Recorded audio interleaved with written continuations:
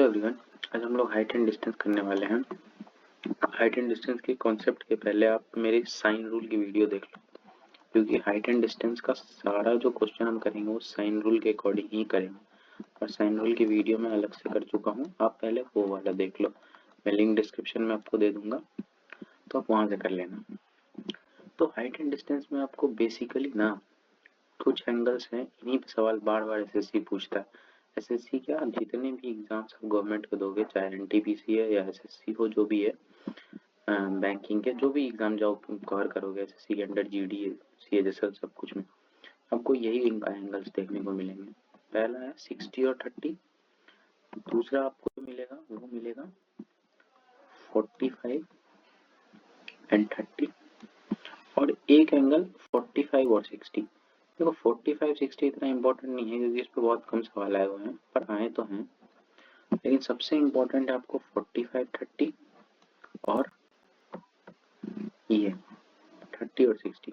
तो हम सबसे पहले सीधा सीधा कॉन्सेप्ट करते हैं।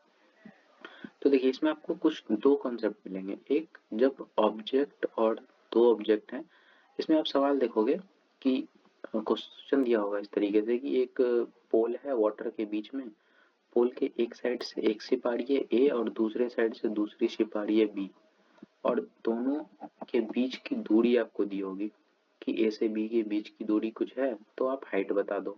या कभी हाइट दी होगी ए से बी के बीच की दूरी कि बोट ए और बोट बी के बीच की दूरी बता दो। तो ऐसे में ना दो सवाल बनते हैं, एक अपोजिट साइड, ये वाला अपोजिट साइड का है कि ये पोल है या ब्रिज है, इसके अपोजिट साइड से दो शिप आ रही है या जहाज आ रहा है। और दूसरा जो बनता है वो सेम साइड पे। तो सेम साइड वाले में कि एक पोल है जो कि वाटर के रिवर के बीचों बीच है, सामने से एक बोट आ रही है, एक ए से और एक बी से, या फिर ये बोल सकता है कि एक बोट ए से बी तक आने में उसके एंगल में जो चेंज आता है वो 30 से 60 का आता है। तो आप बता दें कि इन दोनों के बीच की दूरी क्या होगी, या फिर दूरी दे देगा और हाइट पूछ लेगा। तो यही कॉन्सेप्ट है जिस पे सवाल बार बार आते हैं। तो अब इसमें साइन रूल में बता चुका हूँ आपको कि 60 के सामने की हाइट जो लेते हैं हम वो क्या √3 लेते हैं, 30 के सामने 1। ये सारा कॉन्सेप्ट मैं ऑलरेडी करवा चुका हूँ, तो आप वहाँ से देख सकते हो। फिर भी मैं एक बार बेसिक बस समझा देता हूँ कि आपको फिर इसको इक्वेट करना होता है, क्योंकि एक ही हाइट की दो वैल्यू तो होगी नहीं। 60 के सामने √3 है, 30 के सामने 1 है, और ये 30 है तो ये 60 होगा, और ये 60 है तो ये 30 होगा। तो इस 30 के सामने 1 और इस 60 के सामने √3। अब इसको इक्वेट करने के लिए हम आपस में मल्टीप्लाई करेंगे, क्योंकि दोनों को √3 करना होगा। तो अगर ये √3 है से मल्टीप्लाई किया गया है तो इसको भी तो करेंगे, तो ये कंप्लीट बन जाएगा 3। तो आप देख सकते हो कि ए से बी की दूरी कितनी है, 1 + 3 यानी 4 यूनिट। तो आपको याद बस यही रखना है कि जब भी 30 और 60 के केस में सवाल आए ना, तो अगर अपोजिट साइड है तो 3 + 1 4 यूनिट होगी ऑब्जेक्ट के बीच की दूरी, दो ऑब्जेक्ट की, यानी कि बोट ए और बोट बी के बीच की दूरी 4 यूनिट, हाइट √3 यूनिट। ये आप बार बार सवाल करोगे ना आपको याद हो जाएगा। और अगर अपोजिट केस में, अच्छा अपोजिट तो देख चुके हम, सेम साइड के केस में फिर वही बात, क्योंकि 60 और 30 पे ही एंगल है, तो इस बार क्या करेंगे, 3 यूनिट से 1 यूनिट को माइनस करेंगे। यहाँ क्या किया था हमने, 3 यूनिट प्लस 1 यूनिट, क्योंकि अपोजिट साइड है तो दोनों ऐड हो जाएगा, और सेम साइड है तो माइनस हो जाएगा। तो 3 में से 1 गया 2 यूनिट, यानी यहाँ ऑब्जेक्ट के बीच की दूरी ये है ए से बी। तो यहाँ क्या है ए से बी की दूरी 2 यूनिट, हाइट यहाँ भी √3 यूनिट। तो आपको बस ये याद रखना है कि हाइट क्या होगी और ऑब्जेक्ट के बीच की दूरी क्या होगी। अपोजिट के केस में याद रखो 4 यूनिट, क्योंकि 3 और 1 4, और अपोजिट के सेम साइड के केस में 3 में से 1 गया 2 यूनिट, हाइट दोनों में √3 है क्योंकि हाइट तो चेंज होगी नहीं। तो ये केस है। दूसरा केस हम 45 और 30 के बीच में देखेंगे। इम्पोर्टेंट ये है, अगर 45 डिग्री है तो हम जानते हैं कि एक एक यूनिट में डिवाइड होता है ये साइड, और 30 के सामने भी 1, तो यहाँ तो ऑलरेडी इक्वल है ना, तो यहाँ इक्वेट करने की जरूरत ही नहीं है क्योंकि ये ऑलरेडी बराबर है। तो यहाँ ए से लेके बी तक की दूरी अगर हम देखें तो √3 + 1, √3 + 1। इसी तरीके से अब सेम साइड में क्या करेंगे, √3 - 1, तो ए से बी की बीच की दूरी √3 - 1, ऐड अपोजिट में ऐड करते हैं और सेम साइड में माइनस। तो अपोजिट में √3 + 1 दोनों के बीच की दूरी, और इसमें -1 √3 - 1। और हाइट दोनों के केस में अभी हम देख चुके हैं कि ऑलरेडी यहाँ पे बड़ा होता है, इक्वेट करने की जरूरत ही नहीं है। तो हाइट 1 यूनिट दोनों केस में। बस अब हम इस पे सवाल करेंगे धराधर। हाँ, एक बात ये कि ये 45 और 60 का ना बहुत कम सवाल आया हुआ है, लेकिन एक बार आप देखने के लिए देख लो कि 45 के केस में ये 1 और ये भी 1 होगा, और 60 के केस में ये √3 तो ये 1। तो अब यहाँ से जब इसको भी इक्विट करोगे ना, तो आप याद रखना कि हाइट √3 यूनिट, हाइट √3 यूनिट, और ऑब्जेक्ट के बीच की दूरी जो यहाँ है ना, वो यहीं यहाँ भी है। अपोजिट साइड में देखो √3 + 1, सेम साइड में √3 - 1, यही यहाँ भी तो था। तो अब 45 के केस में याद रखना ऑब्जेक्ट की डिस्टेंस ना हमेशा √3 + 1 √3 - 1। बस 45 और 30 के केस में हाइट हो जाएगी 1 यूनिट। क्यों? क्योंकि हम लोग जानते हैं 30 के सामने हमेशा 1 ही यूनिट आती है, तो इसीलिए यहाँ पे हाइट 1 यूनिट होगी। लेकिन यहाँ 45 का क्या है 60, तो 60 डिग्री के सामने क्या आता है √3, इसीलिए हाइट यहाँ पे √3। ये याद रखने के लिए आप यूज कर सकते हो। तो अब हम सवाल पे आएंगे सीधा, एक एक करके देखते हैं। आसान आसान सवाल है, कैसे जल्दी से जल्दी हम लोग कर पाएंगे इसको।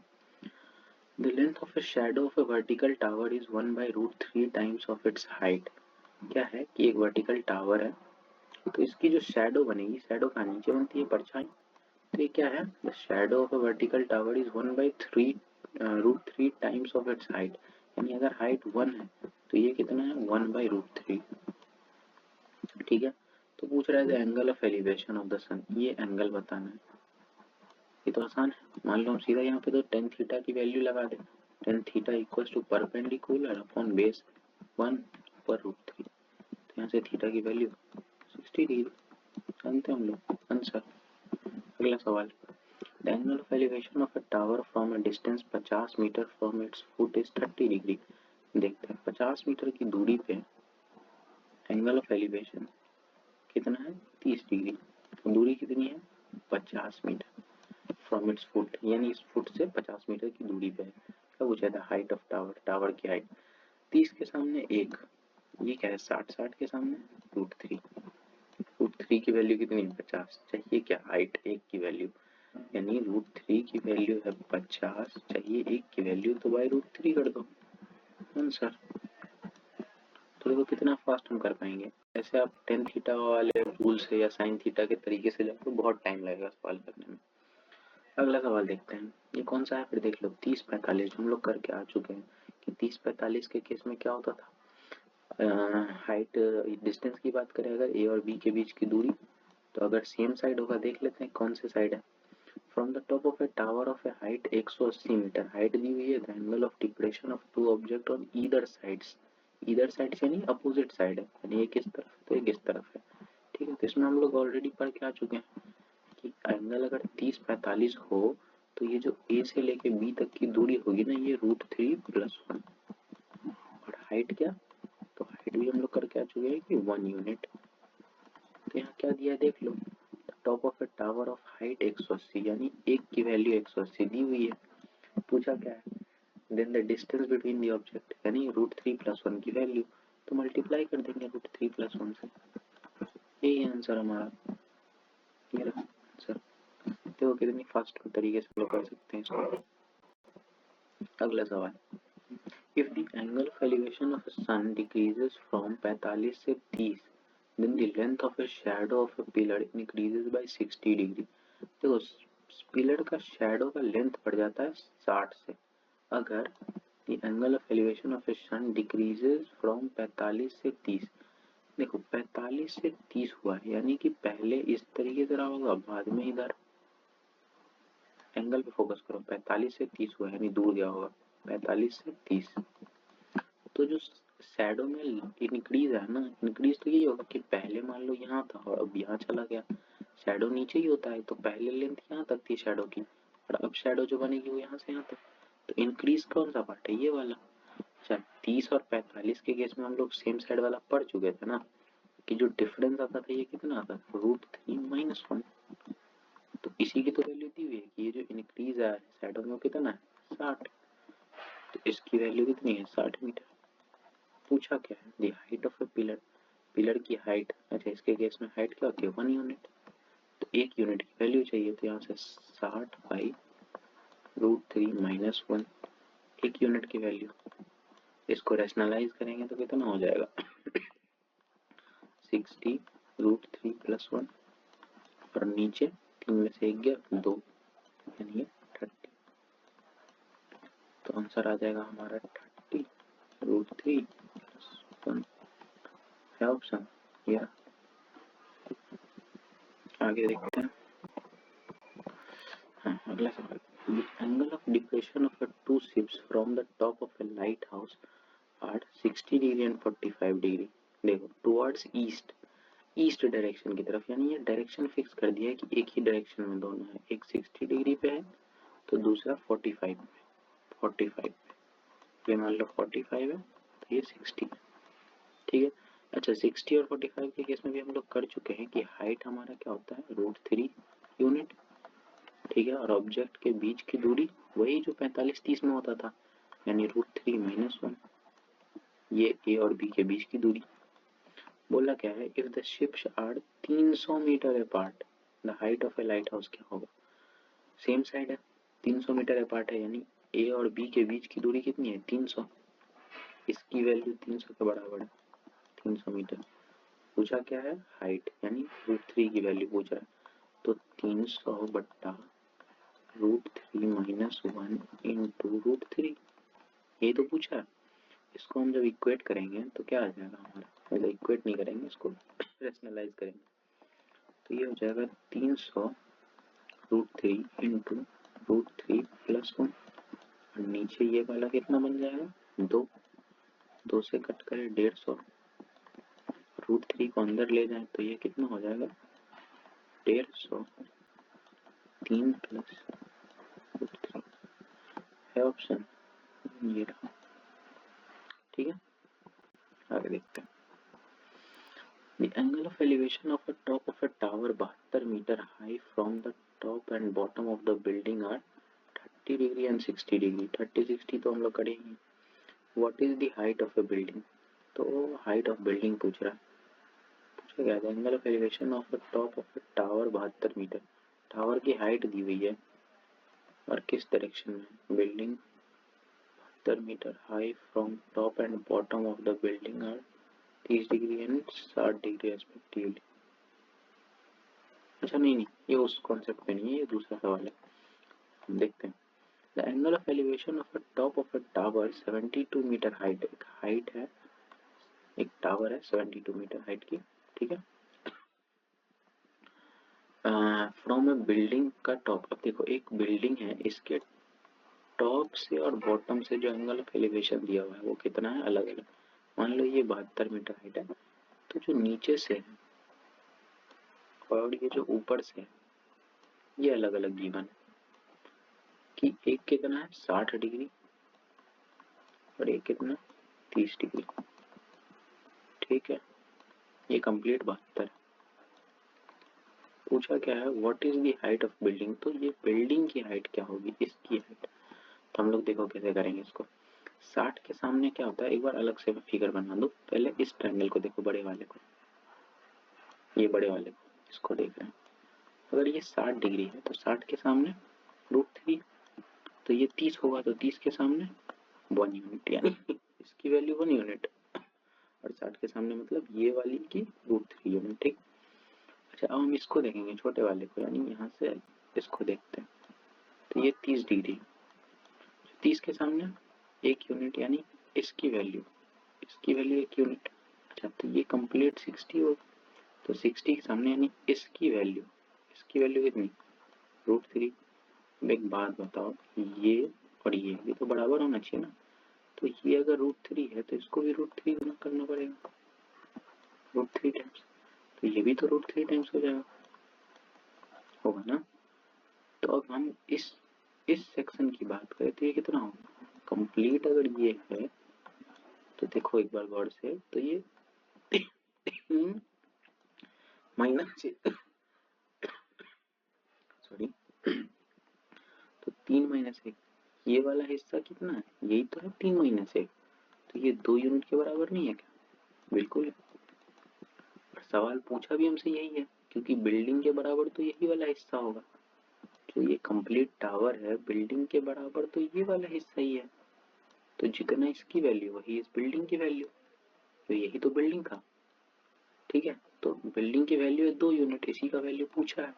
तो गिवन क्या है, गिवन ये पूरा है, ये पूरी हाइट कितनी है 72 यूनिट, ये पूरी हाइट 72 यूनिट है। और हमारे क्वेश्चन के अकॉर्डिंग इसकी हाइट कितनी है पूरी 3 यूनिट, यानी यहाँ से हम बता सकते हैं 3 यूनिट की वैल्यू है 72। पूछा हमसे 2 यूनिट की वैल्यू, तो क्या करेंगे 72/3 इंटू 2, 7 दूना 3 से कट जाएगा, 24 दिया 72, 24 दूना 48, आंसर 48। ठीक है, आगे देखते हैं। The angle of elevation of a top of a tree 220 meter from a 2 point lie on the same plane at 30-45। देखो सेम प्लेन में बोल रहा है, यानी सेम साइड की बात कर रहे हैं, 30 और 45 पे, एक 45 तो एक 30 कर चुके हैं हम लोग सेम साइड में। What is the distance between the 2 point, तो इस दोनों पॉइंट का डिफरेंस पूछ रहा है। ये डिस्टेंस हम लोग जानते हैं, इसमें √3 -1 ही होना है ये डिस्टेंस। अच्छा, और हाइट कितना होगा 30-45 के केस में 1 unit height. The angle of elevation of top of a tree is इतना मीटर, तो देखो 1 यूनिट की वैल्यू कितनी है 220, पूछा क्या है इसकी वैल्यू, तो क्या करेंगे इससे मल्टीप्लाई कर दो, √3 - 1 मल्टीप्लाई हो गया, ये है हमारा आंसर। पर आंसर डेसिमल में, तो इसको चेंज करना होगा, 220 इंटू इसकी वैल्यू क्या होती है 1.7 2 मान लो, 7 3 करके, चलो 3 कर लेते हैं, 7 3 2 होता है, तो -1 यानी 0.73, तो इसको मल्टीप्लाई करेंगे 0.73 से। ठीक है, 0 से एक 0 कट जाएगा, यहाँ आ जाएगा पॉइंट, तो यहाँ से 73 इंटू 22 करें, 2 3 6 2 7 14, ये यहाँ भी आएगा, 6 6 4 10 का 0, एक हाथ में 4 2 6 और 160.6, ये रहा अप्रॉक्स वैल्यू। क्योंकि यहाँ पे हम लोगों ने 173 लिया था, यहाँ पे 1.732 एग्जैक्ट वैल्यू होती है, आगे भी जाता है, इसीलिए थोड़ा सा अप्रॉक्स आंसर आएगा।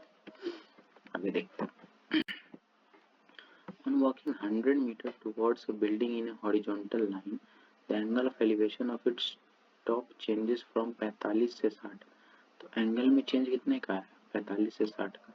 अच्छा, पूछा क्या था देखो कि 100 मीटर हाइट है, हाइट गिवन है, what will be the height of a building। अच्छा, हाइट पूछा है on walking 100 meter towards the building, यानी देखो अगर ये इस तरीके से रहा होगा ना, तो ये यहाँ से यहाँ गया होगा 100 मीटर आगे की तरफ, तभी तो एंगल में क्या आया चेंज आया 45 से 60 का, 45 से 60 का।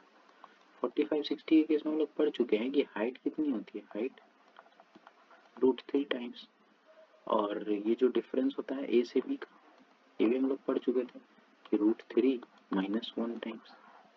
तो ये जितनी बार आप क्वेश्चन करोगे ना आपको याद हो जाएगा, क्योंकि हम लोग देख चुके हैं कि 30 हो या 45 हो या 60 हो या 45 हो, इस दोनों के केस में जो डिस्टेंस होता है वो यही होता है, √3 + 1 और √3 - 1। बस एक चेंज है कि इसके केस में हाइट क्या होगा हमारा, हाइट 60 के सामने √3 और 30 के सामने हाइट 1, तो इसीलिए हाइट बस चेंज होगा, बाकी वैल्यू तो सेम ही है। तो इसीलिए यहाँ गिवन है दोनों के बीच की डिस्टेंस, यानी ये 100 मीटर के बराबर है, क्योंकि वो 100 मीटर चला है आगे, तो ये 100 मीटर जो चला वो √3 - 1 के बराबर है, तो इसकी वैल्यू गिवन है। चाहिए क्या हाइट, तो √3 की वैल्यू चाहिए, यानी 100/√3 - 1 इंटू √3। इसको अगर रैशनलाइज कर ले तो क्या आ जाएगा 100/√3 इंटू √3 + 1, और नीचे इसका डिफरेंस 2 से 50 टाइम्स, इसीलिए आंसर हो जाएगा 53 + √3 ऑप्शन। फिर आगे देखते हैं। on a point exactly midway between the foot of two towers P and Q, the angle of elevation of their tops are 30 degree, 60 degree respectively. The ratio of height of P and Q. ये थोड़ा अलग सवाल है पर अच्छा सवाल है। देखो क्या है कि एक टावर यहाँ है, एक टावर ये है, एक P है, एक Q है। इन दोनों के एग्जैक्टली मिडवे बीच में जो दोनों का एंगल ऑफ एलिवेशन बनता है ना, वो कितना कितना है, 30 और 60। पी क्यू है 30 और 60। अच्छा तो पी के सामने हम कौन सा लेंगे, 30 लेंगे। तो जिस फ्लो में क्वेश्चन हो ना उसी फ्लो में लिखना भी होता है। तो पी के सामने 30 और क्यू के सामने 60। फिगर थोड़ा तो उल्टा बन गया है लेकिन कोई बात नहीं, हम लोग मान के चलेंगे। तो देखो 30 के सामने 1 यूनिट, 60 के सामने √3 यूनिट, ये 30 है तो 30 के सामने 1 यूनिट, ये 60 है तो 60 के सामने √3 यूनिट। अच्छा अब एक बात बताओ, इस रेशियो को आप देखो गौर से, ये बोल रहा है कि ये मिडवे है, यानी कि ये दूरी और ये दूरी बराबर होनी चाहिए, क्योंकि मिडवे तो तभी होगा, बीच में तो तभी होगा ना जब ये और ये बराबर हो। जबकि यहाँ पे बराबर है नहीं तो बराबर करेंगे, ये √3 है तो इसको भी √3 टाइम्स कर दो। तो इस रेशियो में सबको √3 के मल्टीप्लाई करना होगा, तो ये भी √3 टाइम्स होगा। तो यहाँ से जो ये वैल्यू आ गई वो कितनी आ गई, 3। और ये तो बराबर हो गया, और ये वैल्यू कितनी है, 1।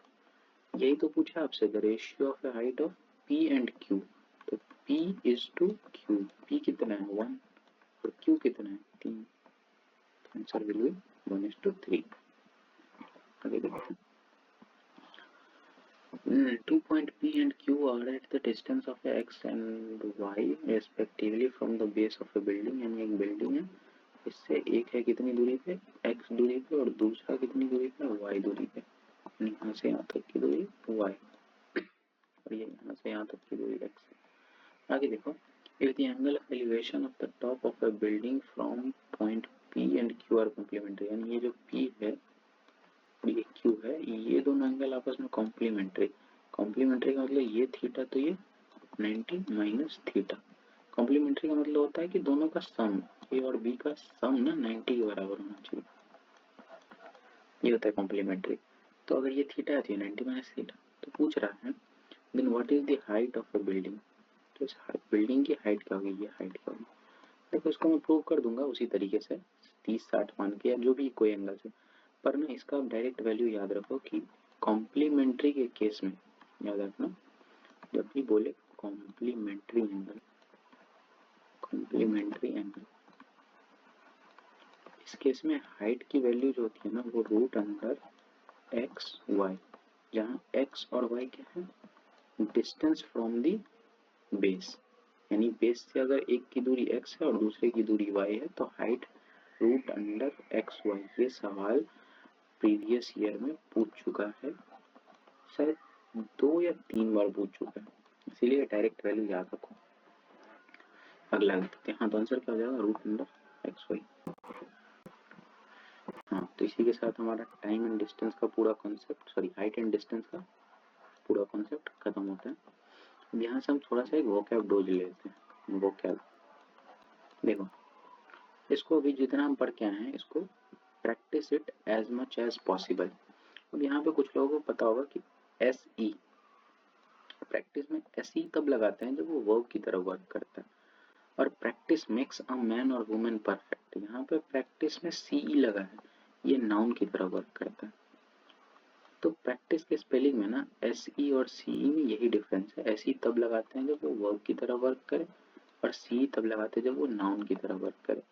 तो ये डिफरेंस हम समझ भी सकते हैं हिंदी में। देखो practice it as much as possible, कि इसको प्रैक्टिस करो, यहाँ करना है, करना का मतलब करता क्या होता है, वर्ब, इसीलिए ये वर्ब की तरह काम कर रहा है।